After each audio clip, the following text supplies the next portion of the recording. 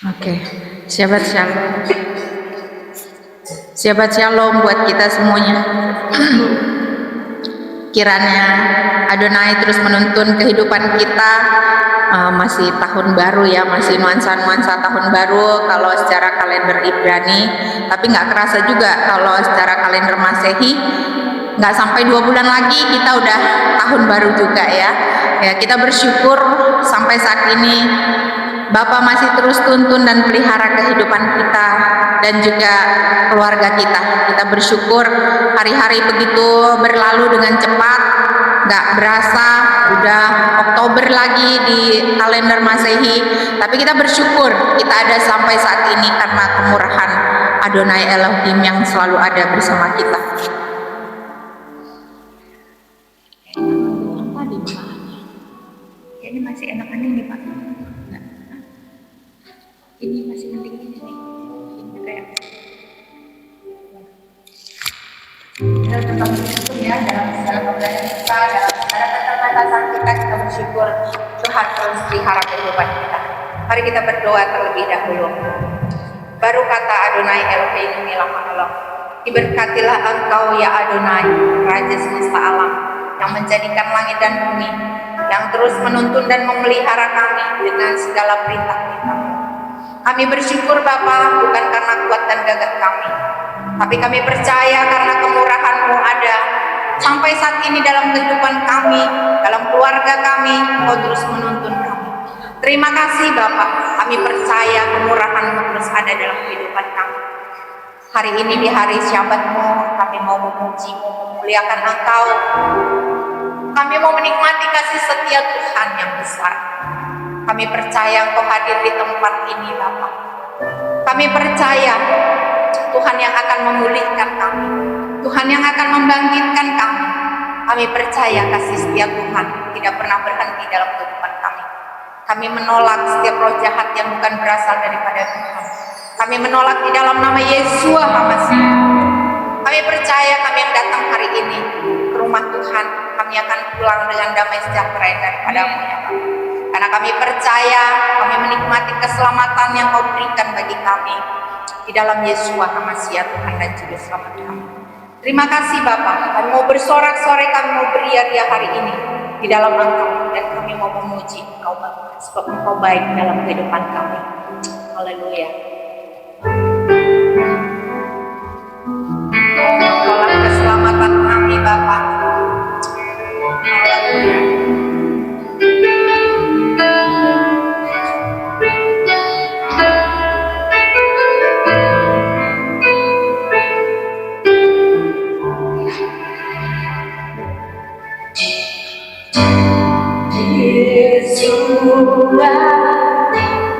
Penyelamat tiada yang seperti Dia.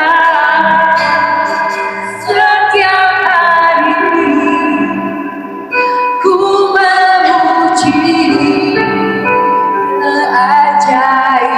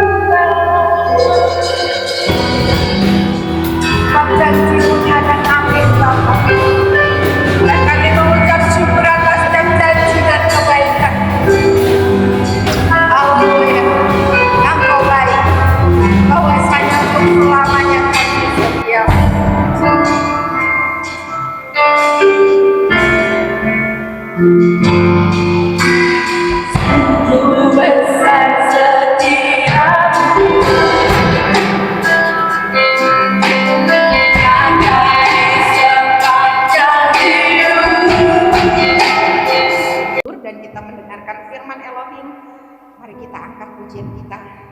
Kita katakan bejana, sebab kita ini adalah bejana yang Bapa siapkan asal kita mau. Dia akan membentuk kita sesuai dengan kehendaknya. Haleluya.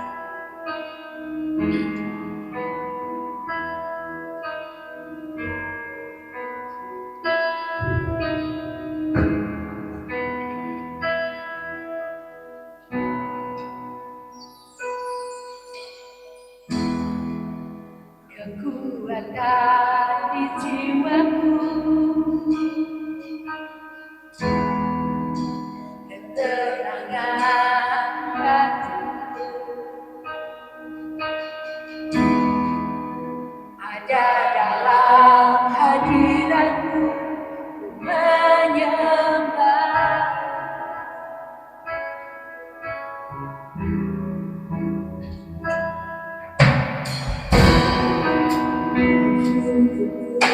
Di kakimu rasakan hadiratmu, akan melepaskan cahaya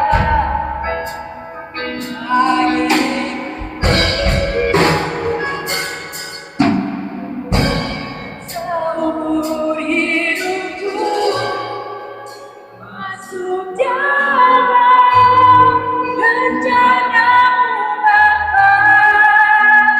Pikiranku, kehendakku,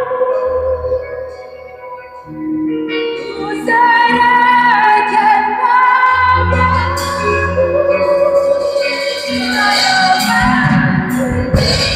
Hanya di dalammu bersamamu Bapa, jadikanku rencanamu untuk di jiwaku,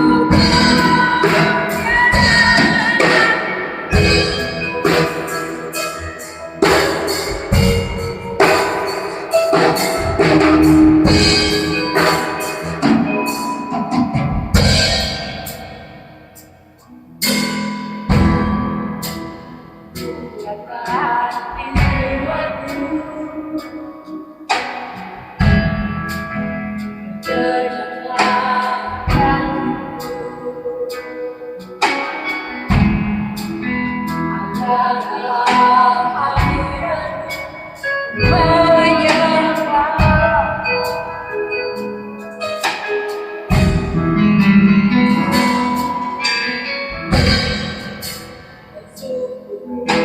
Di kakimu rasakan hadiratmu, akan melepaskan cahaya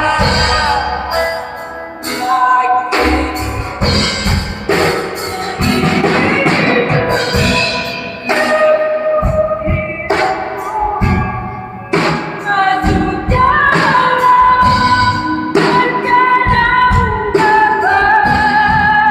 Pikiranku,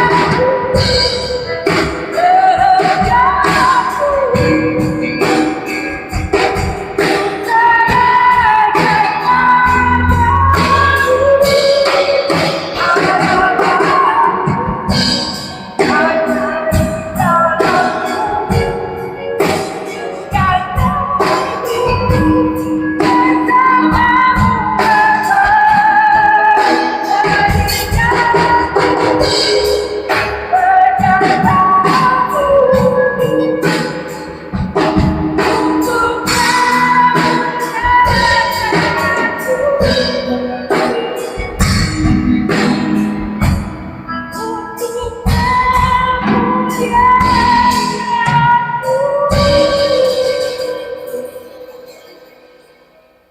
Saya persilakan untuk Pak Edi.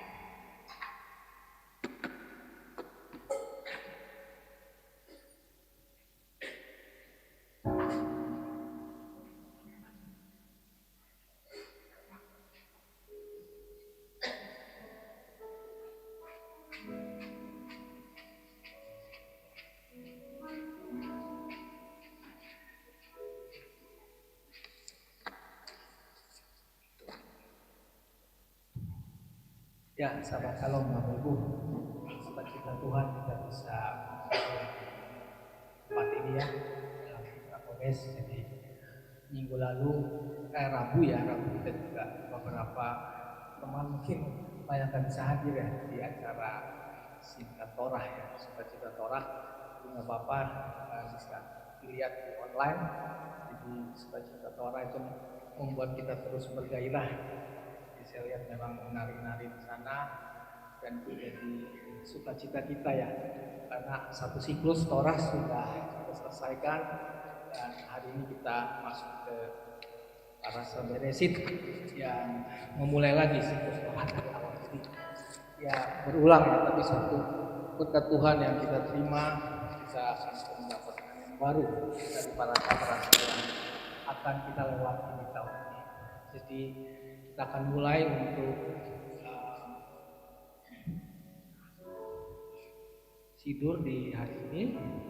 Di sini kita akan melantunkan lagu Matofu. Jadi ini adalah Raja Balak dalam Moab, dari Moab yang memerintahkan Bileam untuk Yerusalem, tapi untuk Israel. Tetapi Tuhan membalikan sehingga malah Bileam berkati Israel, dan itu menjadi sukacita kita. Kita dientengkan sebagai bangsa-bangsa dan kita juga berhak menerima berkat Tuhan. Jadi kita angkat lagu Matofu, alangkah indahnya. Mungkin bagi yang sudah hafal bisa suara yang keras.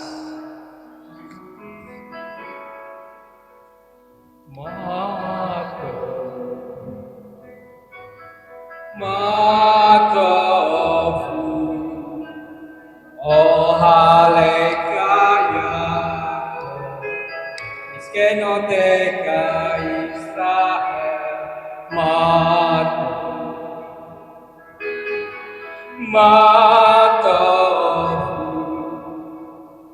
oh halekaya, miskenoteka Israel, Fadi berokasteka, Fofeteka, Staka fereka koseka, Beirateka, Matofu,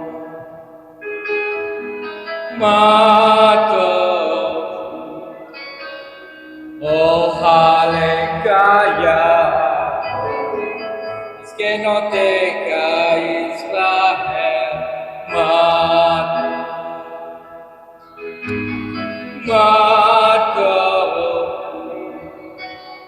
oh halekaya,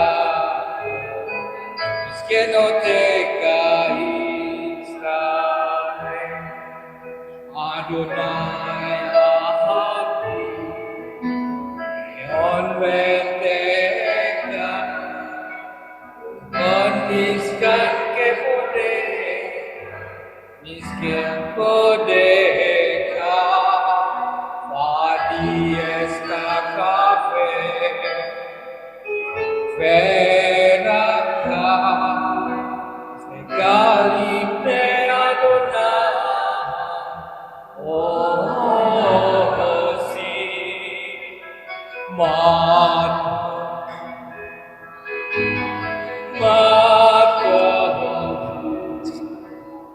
oh halekaya, miskenoteka Israel, Matofu, oh halekaya, miskenoteka Israel, Vani tefilati, et katson Elohim perokaitu, Seba samai kita desentra, Tafon angkuka, Yesele sorga, Kiba samai ken baare, Etle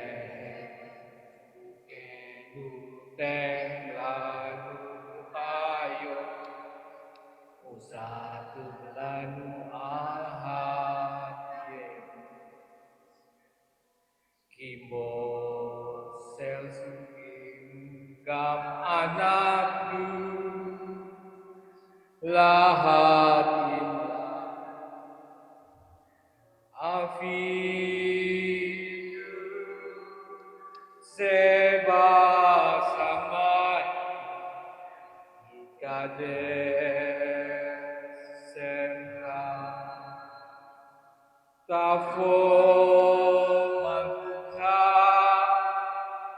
seresontra ibasamai ken baare etlehem ukenu ten lanu hayo usat lanu alhatie Imo selsukim gam anakku lahot imlan fe'atietu lideni sayo im harsyanu minhara kileka hamam lahat Fehapura, Fehati Fere, Demome, Olami, Amen. Hileka hamam laka, Fehapura, Fehati Fere, Leume, Olami, Amen, Amen, Amen,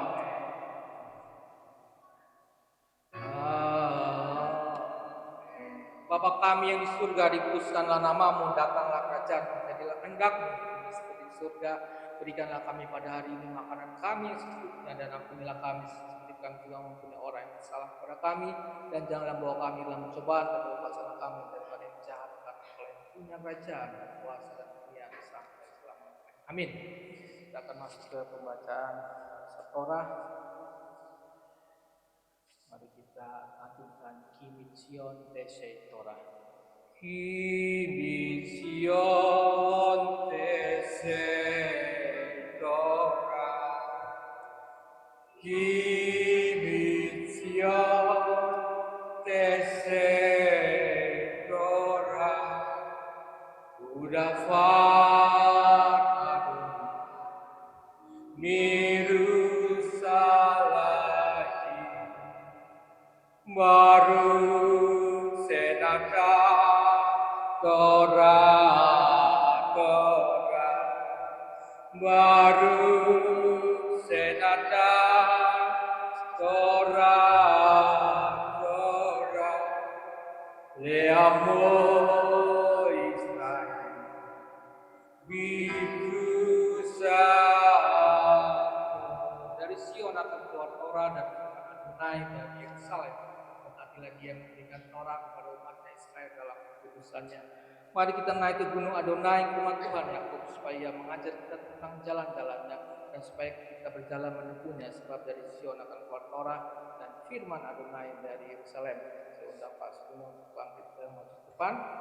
Dia yang memberkati leluhur kita Abraham, Ishak dan Yakub. Kita juga memberkati Pak Sugeng Widagno Ben Abraham yang telah datang untuk menghormati Tuhan dan Torah. Kira yang kudus berkatilah dia, memberkati Sugeng Widagno Ben Abraham dan keluarganya, dan mengirimkan berkat dan kemakmuran dalam segala pekerjaan tangannya.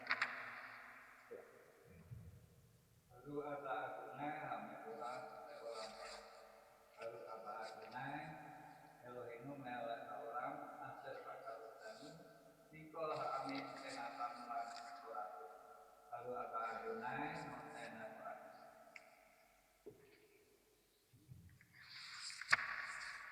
Diberkatilah Engkau Adonai Tuhan kami, penguasa alam semesta, yang telah memilih kami dari antara bangsa-bangsa dan memberikan kami Torah.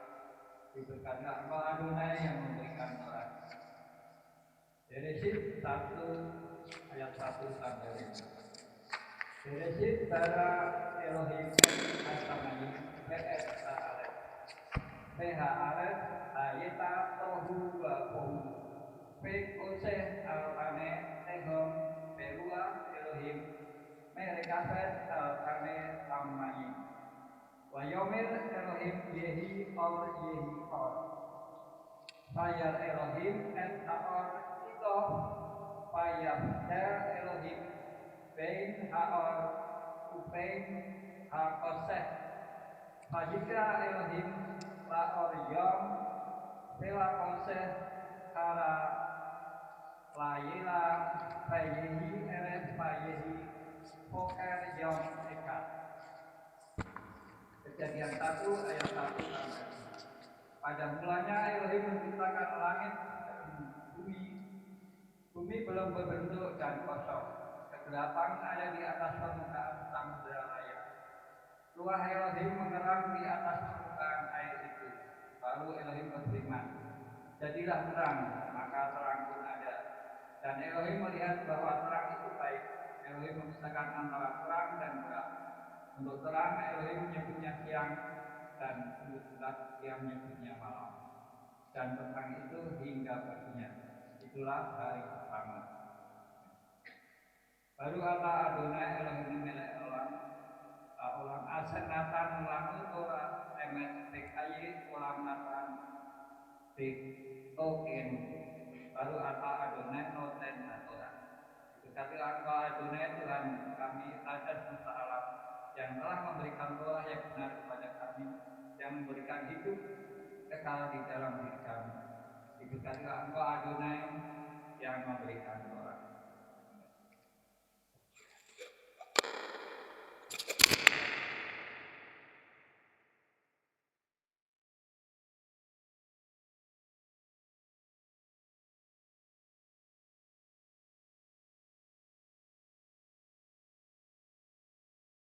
Ya, mengembalikan umatnya ke Sion.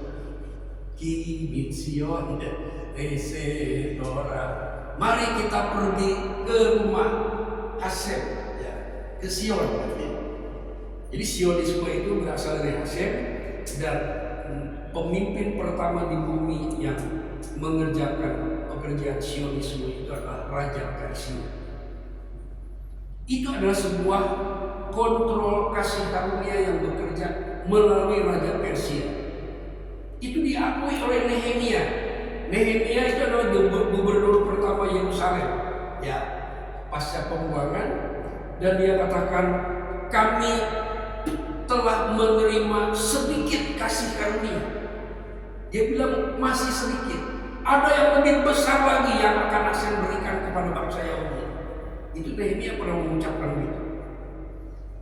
Jadi Nehemia setelah berada di Yerusalem, Nehemia berdoa dan mengakui bahwa semuanya itu terjadi karena kasih karunia Hasem yang digovern, ya, yang dimagistrasi, yang digagas oleh Raja Persia, dan kemudian magistrasinya dipercayakan kepada Nehemia. Dan Nehemia adalah orang yang paling dekat yang boleh memandang wajah Raja Persia. Nggak gampang ya memandang wajah raja itu pada zaman itu. Esther aja, dia bilang, kalau raja itu tidak menurunkan tongkatnya, aku tidak bisa menatap wajahnya. Nah, jadi perjalanan saya seperti itu, ya. Jadi Hasem menciptakan langit dan bumi, lalu terjadi kekacauan, maka harus diciptakan lagi. Yang diciptakannya melalui dengan cara menciptakan sebuah bangsa. Di dalam parasa ini ada ayat yang mengatakan, akulah yang menciptakan Israel. Ya. Jadi Israel itu sebagai bangsa itu diciptakan. Yosef, ya, dibentuk, diproses. Lalu ketika Israel ini dibawa masuk dalam perjanjian, ya, antara Israel dan Hasem itu, mereka harus memelihara Torah, ya, untuk melakukan itu.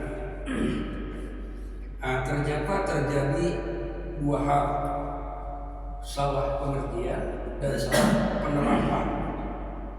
Lalu datang Yeshua.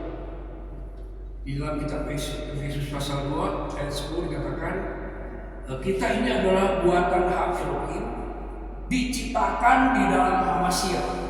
Jadi ada penciptaan manusia baru untuk dituntun, ya, untuk benar-benar menjadi anak-anaknya yang serupa dengan anak tunggalnya. Itu yang saya temukan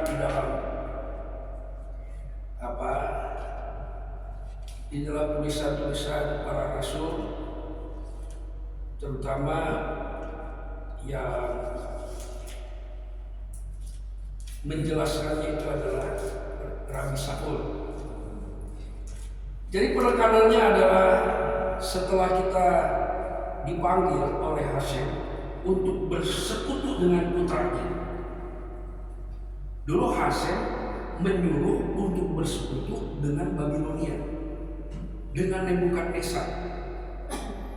Ya, keadaan memaksa mereka. Yeremia diutus supaya memaksa orang-orang Yehuda itu menyerahkan diri kepada Babilonia. Itu perintah Hasem.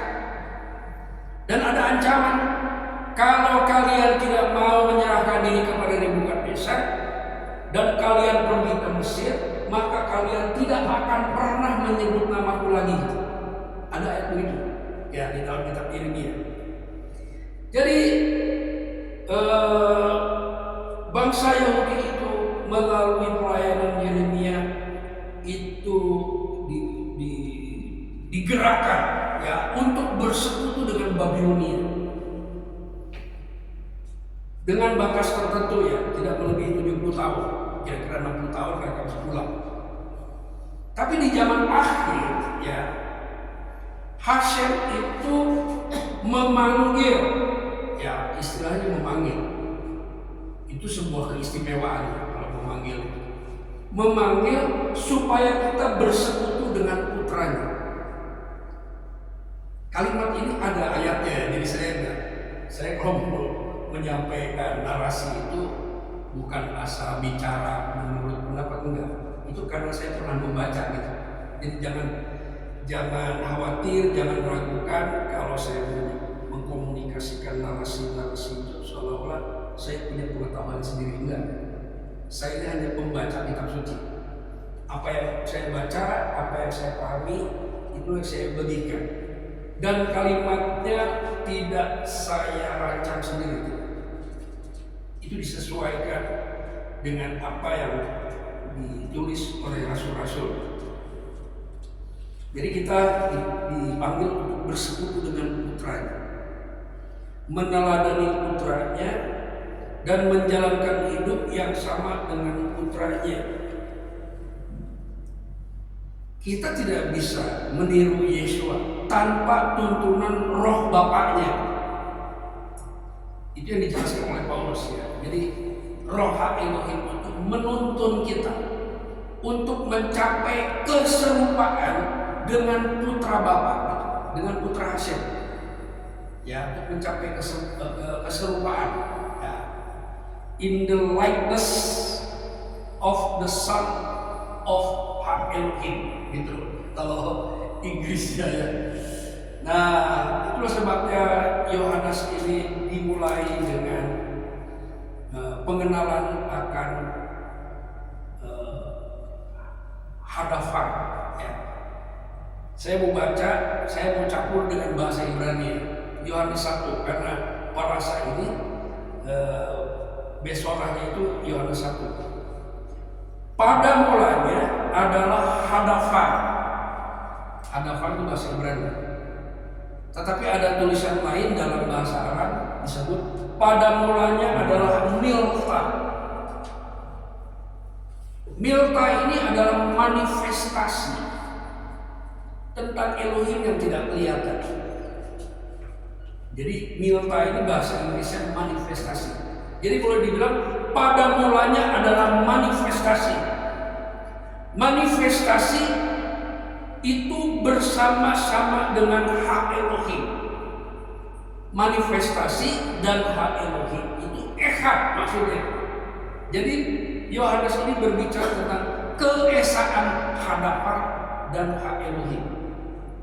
Ya, karena terjemahan Indonesia ini nggak terlalu akurat ya. Pada mulanya adalah firman itu adalah Allah, bersama-sama dengan Allah, dan firman itu Allah. Jadi Allahnya ada dua. Bahasa Ibrani tidak begitu. Bahasa Yunani juga tidak begitu. Ya. Perhatikan ayat yang kedua. Ia pada mulanya bersama-sama dengan hak Elohim. Ayat 2 ini menunjukkan bahwa ada dua entitas yang bersama-sama. Bersama-sama ini dalam bahasa Yunani disebut pros, berhadapan, tidak bertentangan. Dalam bahasa Ibrani echad. Jadi kalau dicampur dengan bahasa Ibrani kalimatnya bisa begini. Ia, firman itu atau hadapan itu pada mulanya echad dengan hak Elohim. Ini dalam Hebraic understanding, dalam Hebraic konsepnya seperti itu ya. Segala sesuatu dijadikan oleh Dia. Jadi ketika hak Elohim ini menciptakan dunia, itu dengan perantaraan firman. Makanya dalam Kejadian 1, maka berfirmanlah. Jadi ada dua entitas yang bekerja di situ. Lalu disertai dengan roh hak Elohim yang melayang-layang. Dalam bahasa lain dikatakan mengerami. Ya. Jadi seperti telur. Di sini sudah ada satu sistem ya, satu informasi tentang ayam. Jadi seluruh ayam itu informasinya ada di dalam telur itu. Hadapannya ada di situ. Lalu ayam ini mendekati, tapi yang membuat panas itu adalah suku dari ayam itu. Itu mengerang. Dan maka terbentuklah ayam itu yang tadinya tidak kelihatan. Tapi sebetulnya hadapan itu ada di dalam. Nah demikian juga dengan Yeshua. Yeshua itu hadapan. Dan hadapan itu malaikat Gibril bilang, kamu akan mengandung. Bicara kepada Maria. Itu hadapan. Ya. Maka itu bukan dikerami oleh energi Maria, tapi oleh Roh Kudus, dikandung daripada Roh Kudus. Jadi ada yang mengerami sehingga hadapan itu menjadi Hamephora, putranya Ben Hamephora. Nah, Ben Hamephora ini pernah diucapkan oleh imam besar pada waktu persidangan Yeshua sebelum disalibkan. Itu ada kata-kata dari imam besar, apakah engkau Ben Hamephora? Berarti orang Yahudi memahami dua. Yang pertama itu Hamephora, yang kedua itu Ben Hamephora. Nah, Ben Hamephora itu diterjemahkan menjadi yang terpuji. Ya, anak yang terpuji. Apakah engkau anak yang terpuji? Terjemahnya kurang keren kata saya. Malah lebih baik jangan diterjemahin gitu. Kalau mau membantu orang mengenal Dia, sebaiknya jangan diterjemahin, tapi dijelaskan ya definisinya. Nah, yang bertugas menjelaskan ya hamba-hamba Tuhan yang membaca kitab suci, karena dia belajar bahasa Ibrani, dia belajar bahasa Yunani gitu. Nah, jadi ada dua entitas, Hamephora dan Ben Hamephora. Yang menjadi manusia itu adalah Ben Hamephora. Nah, jadi di sini hadafar itu menjadi daging. Kalau kita baca di dalam bahasa Inggris juga gitu, ya, menjadi flesh. Yang ilahi menjadi daging. Gitu. Jadi keilahiannya berbentuk daging. Nah, ketika dalam rupa manusia ini, dia harus belajar dari ibunya tentang Torah. Nah, Maria mengajarkan Torah kepada Yesua. Mungkin kedengarannya aneh, masih Yesus Tuhan diajar. Dia memang menjadi manusia dan harus diajar seperti manusia. Jadi murid ibunya. Maria orang yang cinta Torah, hidup dalam kesalehan. Dia tahu. Ya. Yang Maria tidak tahu bahwa dia akan hamil tanpa suami. Itu Maria tidak tahu. Karena malaikat waktu dia datang, kamu akan mengandung. Maria bilang apa? Bagaimana mungkin, katanya, aku belum bersuami. Artinya Maria tidak tahu kalau dia akan hamil Ben Hameforai. Dia tidak tahu. Tapi dia tahu Torah. Dan Hashem memilih dia untuk mengandung dan melahirkan Ben Hameforai. Nah, setelah itu kalau kita lihat di bahasa Ibrani, hadafar itu yang adalah Elohim itu terbungkus atau berpakaian daging. Jadi daging itu hanya pakaian, semacam bungkus gitu. Sama seperti Torah itu kan ada bungkusnya itu. Jadi, namanya Megillah ya. Jadi di dalamnya itu ada Sefer Torah. Itu ada bungkusnya yang kemarin digendong-gendong gitu. Kenapa ya orang Yahudi itu kalau Simchat Torah itu digendong-gendong? Menurut orang bijak, bahwa orang Yahudi itu memberi kaki kepada Torah. Karena Torah itu bersuka cita, supaya dia menari-nari bersama dengan umatnya. Dikasih kaki, dipinjemin kaki lah ya. Ada orang yang meminjamkan kaki. Kemarin saya diminta Simchat Torah itu hadir di GKRI ya. Katanya suruh gendong-gendong Torah. Maksudnya suruh dipinjamkan kaki saya untuk Torah. Ya. Jadi umat ini menari dengan Torah, bersuka cita dengan Torah. Nah, jadi hadafar yang adalah seluruh informasi tentang Elohim ya, itu ada di dalam dia. Jadi seluruh informasi keelohiman, bahasa Ibrani Elohut ya. Elohut itu ada di dalam Yesua, dalam berupa daging manusia Yahudi. Itu sebabnya Yesua pernah berkata, keselamatan itu datang dari bangsa Yahudi. Artinya berasal dari hadafar yang menjadi manusia Yahudi itu.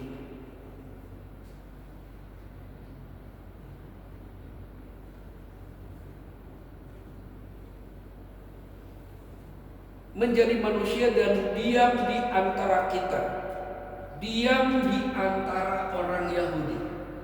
Waktu itu tidak diam di tengah-tengah goyim, tidak ya, di tengah-tengah Yahudi, di tengah-tengah orang yang sudah belajar Torah, di tengah-tengah suatu bangsa yang diajar Torah sejak kecil. Ada yang sampai ke Yeshiva, ada yang tidak, tapi semua belajar Torah. Dan hadafar ini ya, berada di tengah-tengah bangsa yang mengenal Torah. Rupanya yang mengenal Torah ini tidak mengenal Ben Hameforai, tidak mengenal putra Elohim. Mengalami kesulitan apa? Karena ada batasan-batasan yang terbentuk oleh sistem pengajaran pada mereka. Jadi ada pengajaran-pengajaran yang justru membatasi mereka. Seperti sekarang nih, kalau sekarang tuh ada orang-orang Yahudi yang bilang begini, jangan baca Injil, itu buku jahat. Gitu. Ada rabi yang bilang, oh itu cerita dongeng. Gitu. Nah gitu ya, itu pembatasan-pembatasan sehingga orang tidak mengenal dia.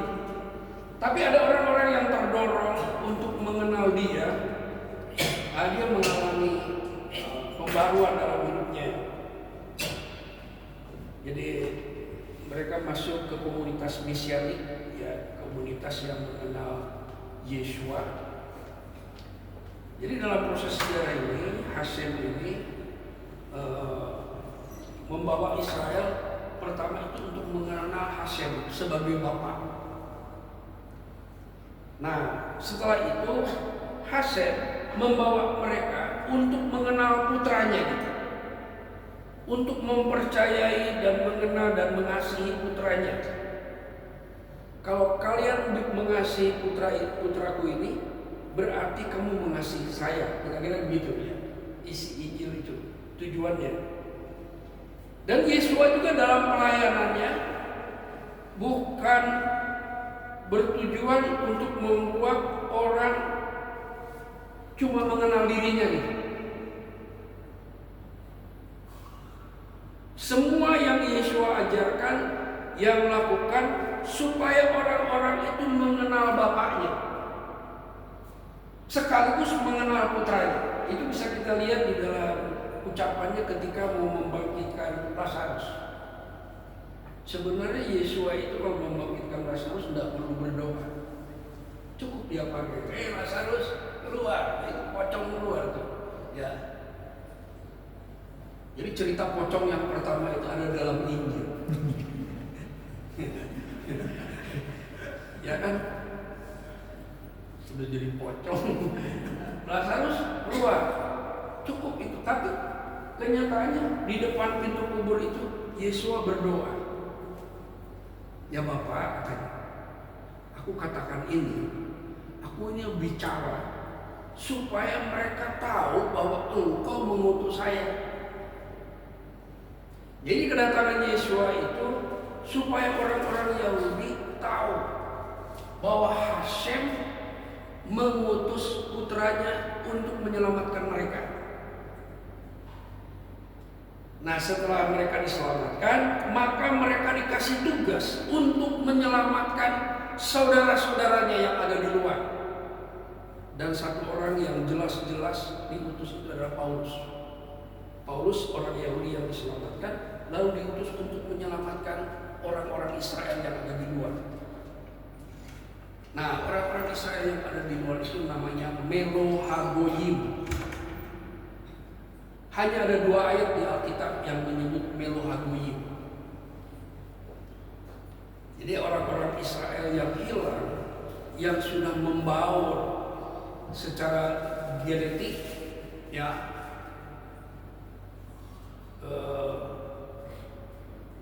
membaur secara kebudayaan dan keagamaan, ya, membaur melalui pernikahan. Ternyata genetik seseorang itu bisa dipelajari. Ini asal dari mana? Jemaat Hoya itu ada anak gadis yang saya kenal dan sering konsultasi ke tempat saya. Nah, dia sekarang kerja ke beberapa negara dan sekali waktu dia ajak orang dari Rumania ke rumah saya. Lalu saya bicara banyak, dia ingin tahu tentang talit, saya pakaiin talit, saya tunjukin, saya bertora. Lalu dia dengan senang hati, ya, dia orang Katolik tinggal di Jerman. Nah, kemarin waktu saya mau ke Bali, ya sebelum ke Bali, dia bilang dia minta dibaptis, tempat saya. Tapi saya bilang nggak usah, kamu kan lagi di Bali, saya ke Bali nih, jadi baptis di Bali aja. Oke. Waktu mau baptis tuh tiba-tiba dia sakit, panas gitu ya, atau kenapa? Sering ya saya kalau baptis orang tuh panas, ada batuknya juga nggak jelas, macam-macam lah reaksi dia. Ini panas gitu, jadi hampir dibatalkan baptisannya. Waktu saya pergi ke bandara, ya ditelepon, aku udah enak sekarang. Jadi sekarang aja baptis. Jadi jam 6 sore dibaptis ya di sebuah villa. Nah, si pria ini adalah kekasih dari salah satu anggota dari Hoya. Ya. Dia berpacaran gitu. Dan dia punya rencana untuk menikah. Ya, dia sudah sampaikan dan mereka sudah minta didoakan ya untuk persiapan pernikahannya. Nah, jadi setelah baptisan itu mereka bercerita, ya. Jadi mereka tes DNA. Dua orang ini memang banyak ininya lah, ya, banyak ceritanya gitu. Mereka berdua pergi untuk tes DNA. Masing-masing itu karena dia pikir kita ini berjodoh apa enggak secara genetik ya, pikiran mereka. Jadi periksa. Ternyata si wanita yang berasal dari Semarang ini keturunan Rusia secara genetik ditemukan, dan si pria ini juga keturunan Rusia. Nah, lalu dia ceritakan banyak bahwa DNA ini bisa mempelajari tentang kecenderungan orang, bisa tahu nih ini orang punya kecenderungan dagang atau sebagai pekerja, atau itu bisa dilihat dari DNA. Jadi DNA ini luar biasa ya. Bahkan bisa dipelajari ini jenis teroris atau bukan. Bisa dilihat dari DNA-nya. Ada jenisnya alim misalnya. Sekarang ini luar biasa penelitian itu ya. Nah, dari cerita itu saya bisa melihat bagaimana Paulus ini diberi mandat untuk memanggil orang-orang Israel yang DNA-nya sudah bercampur dengan bangsa-bangsa lain. Nah, itu disebut meluhagoyi. Di Roma 11 ya ada kalimat begini. Israel telah menjadi tegar sampai meluhagoyi masuk. Ada kalimat begitu ya. Kalau di terjemahan bahasa Indonesia itu nggak ada. Ya. Jadi orang Israel ini akan tegar tapi tidak akan selamanya. Jadi ketegaran itu sampai meluhagoyi masuk. Orang Israel itu dulu tegar menghadapi perkembangan kekristenan, tapi sekarang ini sudah begitu lunak. Bahkan orang Israel mendewa-dewakan Donald Trump. Donald Trump itu orang Kristen, pengikut Yesus ya. Itu menunjukkan bahwa ada tanda bahwa ini pohon ara ini sudah melunak, enggak tegar lagi. Ini sebagai salah satu tanda akhir zamannya. Jadi orang-orang non Yahudi itu Paulus menyebutnya meluhagoyi. Tapi meluhagoyi ini akan masuk ya, masuk menjadi ehad dengan orang-orang Yahudi di dalam Yesua ya. Itu disebutnya Hai Yahudim seba Masiah Yesua. Jadi ada Yahudi yang di luar Yesua, ya. Ada Yahudi yang di dalam Yesua. Nah, orang-orang Yahudi, orang-orang Israel yang di dalam Yesua itu disebut Israel Amha Elohim. Itu ada di tulisan Paulus. Kalau di terjemahan tidak ada. Saya menghargai terjemahannya, tapi saya juga ingin memperkaya pemahaman ya, pengenalan akan Tuhan, menambahkan atau memperkaya dengan bahasa Ibrani. Jadi bukan soal Ibrani gitu ya. Jadi Israel Amha Elohim itu adalah Israel yang di dalam Hamasiah Yesus. Itu di dalam kitab Galatia terakhir kalau nggak salah itu ayatnya ya. Nah, jadi Ha Elohim dan Hadafa ini ehad. Lalu Hadafa ini menjadi manusia dan membawa orang-orang untuk dijadikan anak-anaknya. Ya. Dalam istilah Ibrani disebut tokef. Tokef itu divalidasi. ya divalidasi, disahkan. Jadi anak-anak yang bukan anak ini disahkan menjadi anak. Itu di dalam bahasa Ibrani disebut mispat habanim. Ya.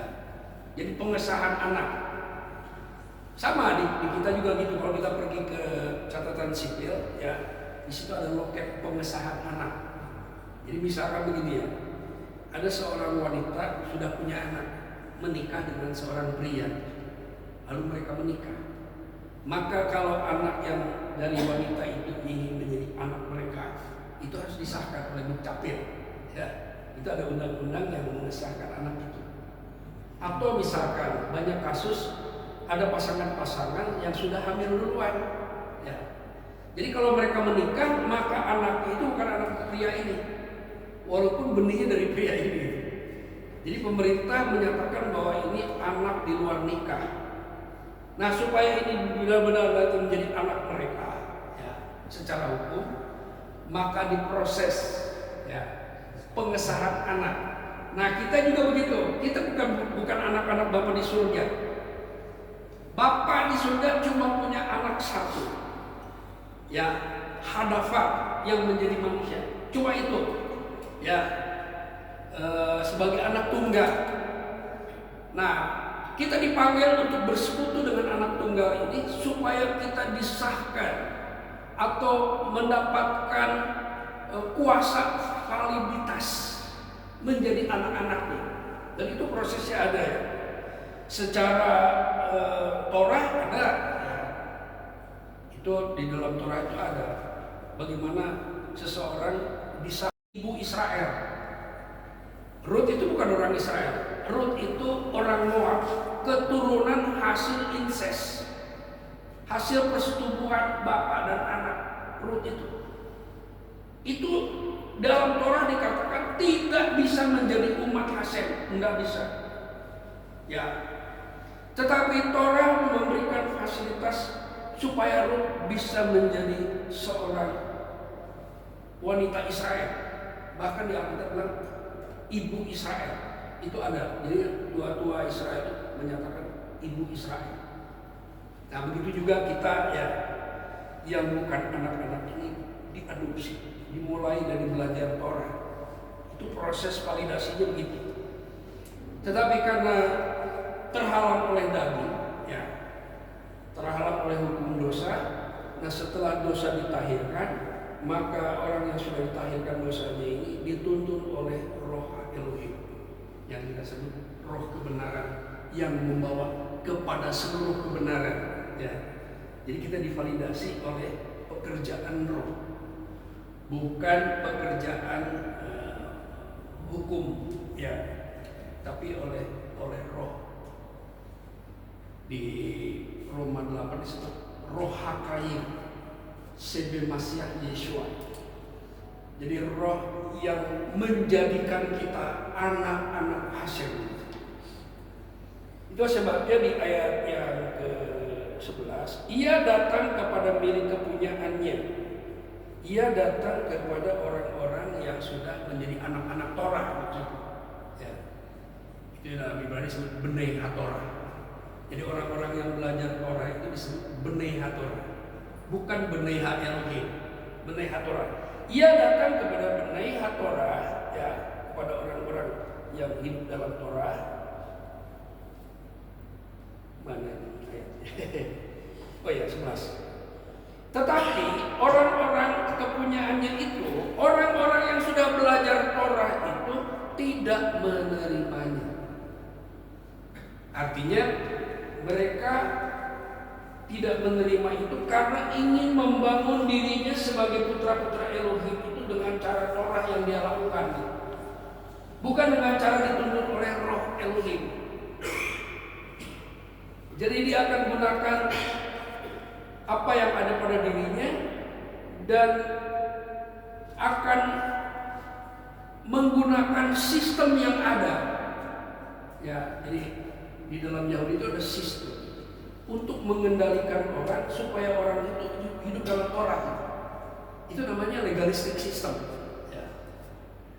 Jadi legalistik ini sebuah sistem untuk menjadikan orang-orang itu menjadi benar di hadapan Tuhan. Itu ada sistemnya, namanya legalistic system.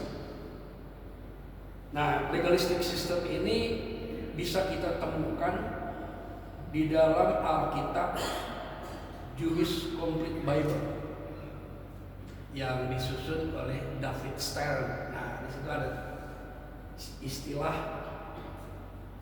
legalistic system. Jadi orang-orang yang sudah belajar Torah itu adalah kepunyaannya, ya. Itu satu bukti bahwa mereka itu kepunyaan Hashem, ya. Tapi orang-orang yang kepunyaannya tidak menerimanya. Tetapi semua yang menerimanya, artinya ada yang menerima, ada yang tidak. Itu biasa, ya. Sama seperti pada zaman Nuh. Ada yang bisa diajak, ada yang bisa tidak, ada yang tidak. Itu dunia itu memang begitu, ya. 5 menit. Semua orang yang menerima diberi kuasa. Bahasa Ibrani tokef, ya. Tokef itu divalidasi, disahkan. Kekuatan hukum yang mensahkan orang itu menjadi benei hak Elohim, menjadi anak-anak Elohim, ya. Bahasa Ibrani banim lelohim, jadi anak-anak bagi Elohim. Anak ben hak Elohim dengan banim lelohim itu beda, ya. Jadi kalau banim lelohim itu hasil adopsi. Kalau Yesua itu ben hak Elohim, itu bukan adopsi, itu memang putra tunggal Bapa, ya.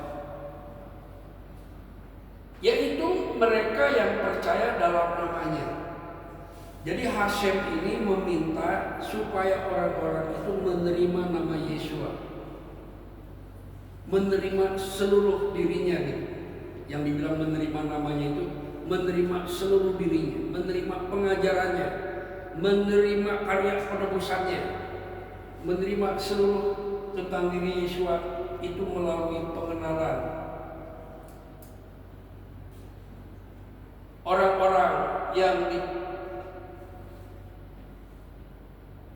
diperanakan bukan dari darah dan daging, jadi bukan secara hukum, ya, bukan secara hukum biologis, tetapi ada proses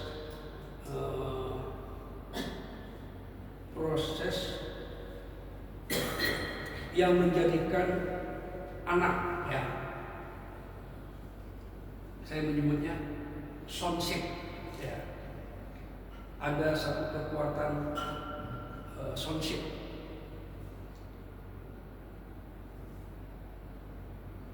Di ayat 14, ya, kita telah melihat kemuliaannya, yaitu kemuliaan yang diberikan kepadanya sebagai anak tunggal Bapa. Nah, ini menunjukkan bahwa Bapa itu punya anaknya cuma satu, dan penuh kasih karunia dan kebenaran. Ya, jadi kasih karunia ini diterjemahkan ke dalam bahasa Inggris grace. Ini berkaitan dengan behavior, dengan akhlak lah kira-kira gitu, ya. Jadi kalau istilah yang sering kita dengar akhlak, ya, karakter hak Elohim, ya, penuh dengan kasih karunia. Karakternya setara dengan hak Elohim dan kebenaran, artinya memahami Torahnya dengan benar, ya. Bukan pemahaman Torah yang menyimpang. Maksud di sini penuh kasih karunia dan kebenaran. Jadi selama Yesua belajar, ya, dari mulai bayi kecil, dari mulai dia mempunyai pengertian sampai dia dibaptis, itu proses dia menjadi pelaku Torah, ya. Tapi belum menggenapi, ya. Tapi sudah proses pelaku Torah yang baik. Nah, pelaku Torah yang baik ini, Hasem menyebutnya, inilah anakku yang kukasihi, kepadanya aku berkenan karena dia melakukan Torah. Kira-kira umur 33. Nah, dilanjutkan dari itu untuk menggenapi sampai dia berkata sudah selesai. Bahasa Ibrani nislam, sudah sempurna, Torah dilakukan, ya.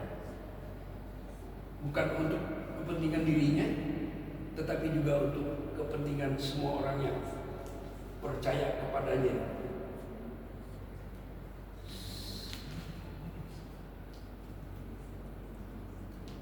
Nah, selanjutnya kita bisa baca, ya. Jadi Musa itu mengajar. Dia tidak punya kemampuan untuk membuat kita mencapai tujuan ajaran itu. Tidak. Dia hanya mengajar, ya. Setelah Bapak mengaruniakan anaknya, mengutus anaknya, tujuan Torah itu bisa dicapai atau digenapi, ya. Nah, orang-orang yang menggenapi Torah adalah orang-orang yang dituntun oleh Roh. Itu ada di dalam Roma 8. Jadi dalam menjalankan Torah ini kita dituntun oleh Roh. Jadi tidak perlu struggle, ya. Ikuti saja. Kita jalani semua yang kita perlukan untuk memelihara persekutuan kita dengan Hasem, dengan putranya. Karena persekutuan kita adalah persekutuan dengan Hasem dan dengan putranya.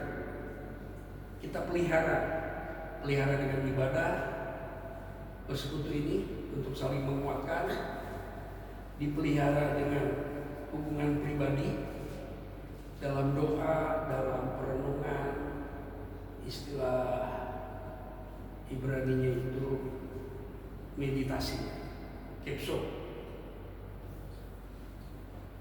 Jadi kegiatan-kegiatan kita adalah memelihara hubungan yang sudah ada, bukan untuk menciptakan hubungan. Karena yang menghubungkan kita dengan Hasem itu Hasem sendiri melalui putranya. Kita hanya memeliharanya. Salah satu yang lain dengan membaca kitab suci, seperti nasihat Paulus kepada Timotius. Diberkatilah Elohim Avinu, Bapa Tuhan kami Yeshua HaMashiach, yang mengaruniakan hikmat dan pengertian dan pengetahuan yang benar oleh tuntunan Roh Kudus-Mu. Biarlah kami adalah orang-orang yang menyerahkan diri, memberi diri kepada tuntunan Roh-Mu yang baik, sampai kami menggenapi kebenaran Torah. Terima kasih Bapa, kami ucap syukur.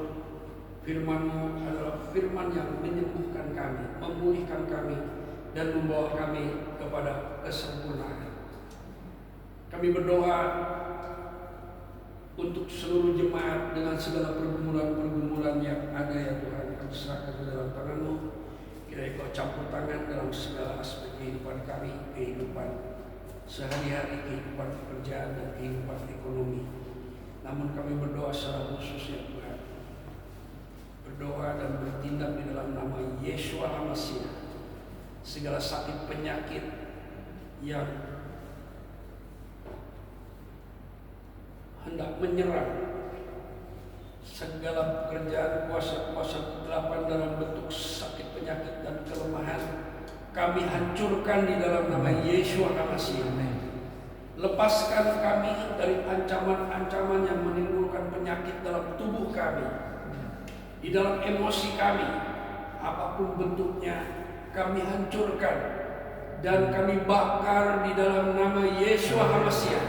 Kami hanguskan, kami singkirkan, dan biarlah kami ada dalam perlindungan darah HaMashiach Yeshua, dan kami disembuhkan, disegarkan selalu oleh kuasa-Mu.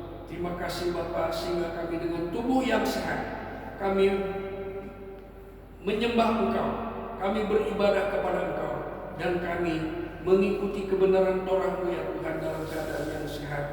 Oleh karena bilur-bilur Yeshua HaMashiach yang telah mati dan telah dikuburkan dan telah dibangkitkan, sehingga kuasa kebangkitan Yeshua HaMashiach bekerja dalam tubuh kami yang fana ini, dan kami diperbaharui dari hari ke hari, dari kemuliaan kepada kemuliaan. B'Mashiach Yeshua Adonenu. Amin. Terima kasih Bapak untuk sepanjang pelayanan ini dari awal sampai saat ini. Kasih karunia rahmat dan damai sejahtera dari Ibu Amilu dan dari putranya Yeshua Mashiach kiranya akan selalu menyertai kita dalam kasih dan kebenaran dan pertolongan Roh Kudusnya sampai Mesias Yeshua datang pada kali yang kedua. Ye mereka Adonai beis mereka, ya era Adonai pada mereka bolehkah, Isa Adonai pada mereka, Yaseh mereka. Shalom. Amin.